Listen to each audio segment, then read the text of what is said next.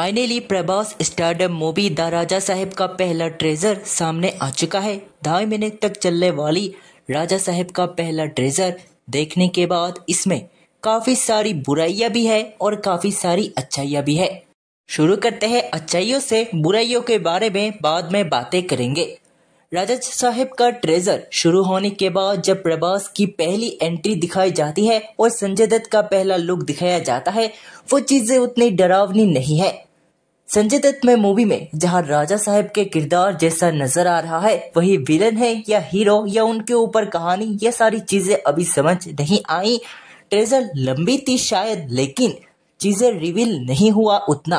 वही मूवी की स्टोरी कैसी होगी, ये सारी चीजें कहीं ना कहीं बाहर आ चुकी है। ट्रेजर में बहुत सारी चीजों का खुलासा हुआ है, जिसमें एक महल का जिक्र हुआ है। अब इस महल में एक राजा है जो कहता है वो इस महल का देखभाल मरने के बाद भी करेगा, और वही संजय दत्त नजर आता है।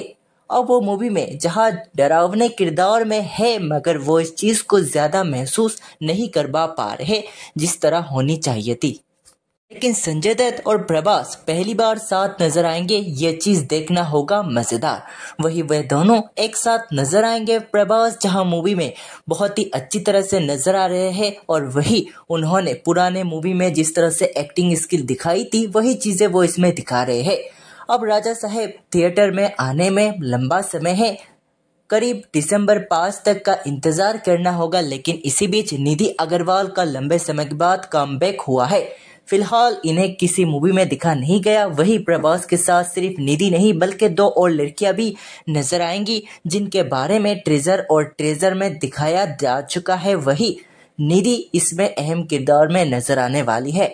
वही साथ ही बात करें संजय दत्त की, तो उन्होंने किरदार में अच्छी तरह से पेश किया है, और उनके किरदार को इतना डरावना नहीं, बस यही एक शिकायत है, किरदार को ज्यादा डरावना नहीं बनाया गया है।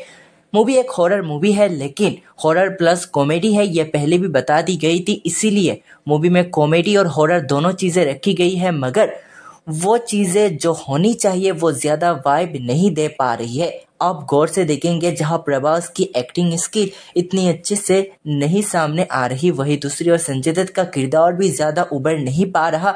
वही ट्रेजर अभी तो छोटा सा एक मूवी का हिस्सा है, लेकिन पूरा समंदर अभी बाकी है। वही मूवी देखने के बाद ही पता लग पाएगा कि कैसा है ये मूवी।